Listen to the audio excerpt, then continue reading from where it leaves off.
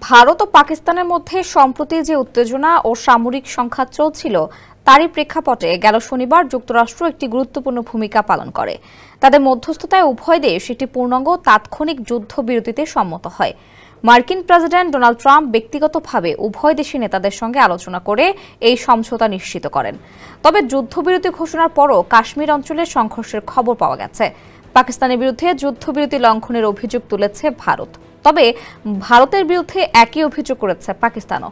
যুদ্ধবিরতি কার্যকর হতেই পাকিস্তান নিজের আকাশসীমা খুলে দেয়। এই উত্তেজনার ফলে উভয় দেশে বিমান চলাচলে ব্যাপক বিঘ্ন ঘটে।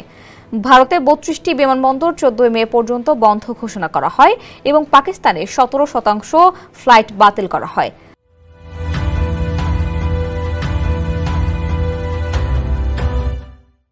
জিও নিউজ প্রকাশিত এক প্রতিবেদনে বলা হয়েছে, পাকিস্তানে ১৫০টিরও বেশি ফ্লাইট বাতিল হয়েছে।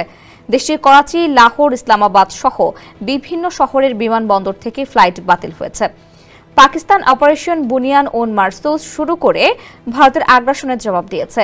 প্রধানমন্ত্রী শাহবাজ শরীফ এই অভিযানে সশস্ত্র বাহিনীর সাহসিকতার প্রশংসা করেছেন এবং ইয়ুম-ই তাশাক্কুর উদযাপনের ঘোষণা দিয়েছেন। আন্তর্জাতিক সম্প্রদায়, বিশেষ করে চীন, কাতার ও জাতিসংঘ সাধারণ পরিষদের সভাপতি এ যুদ্ধবিরতি চুক্তিকে স্বাগত জানিয়েছেন। তিনি উভয় দেশের মধ্যে শান্তি প্রতিষ্ঠার আহ্বান জানিয়েছেন।